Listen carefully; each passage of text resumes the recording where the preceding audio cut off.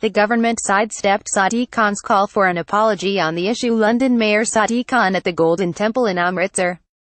The government has rejected his call for an apology for the Jallianwala Bagh massacre. The government has rejected Sadiq Khan's call for an apology for the 1919 Jallianwala Bagh massacre, in which at least 379 Sikhs were shot dead by British Indian Army soldiers during a religious festival.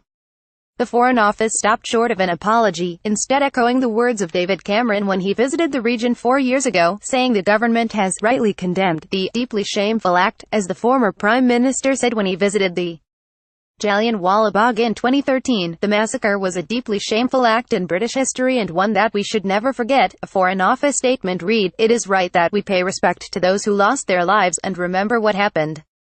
The British government rightly condemned the events at the time.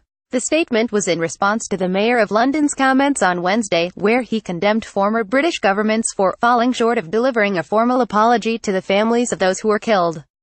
"I am clear that the government should now apologize, especially as we reach the centenary of the massacre.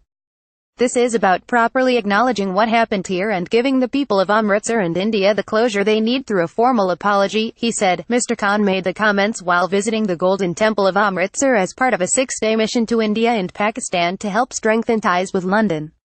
On Sunday, the 13th of April, 1919, colonial soldiers opened fire at unarmed civilians who were taking part in the annual religious and cultural festival, Baisakhi. The civilians, the majority of whom were Sikhs, had also gathered as part of a peaceful protest to condemn the arrest and deportation of 2 national leaders. The British government released figures saying 379 Sikhs were killed and 1,200 wounded, but some sources say that it is more likely 1,000 people were murdered in what Mr. Khan described as one of the most horrific events in Indian history. Reuse content. We use cookies to enhance your visit to our site and to bring you advertisements that might interest you.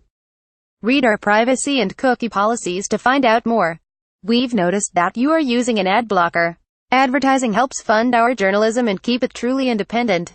It helps to build our international editorial team, from war correspondents to investigative reporters, commentators to critics. Click here to view instructions on how to disable your ad blocker, and help us to keep providing you with free-thinking journalism for free. Thank you for your support. How to disable your ad blocker for independent.co.uk. Adblock Plus. Click the Ad Block Plus icon, which is to the right of your address bar. On Adblock, click Don't Run on Pages on this domain. On Adblock Plus, click Enabled on this site to disable ad blocking for the current website you are on. If you are in Firefox, click Disable on independent.co.uk. Firefox Tracking Protection. If you are private browsing in Firefox, tracking protection may cause the ad block notice to show.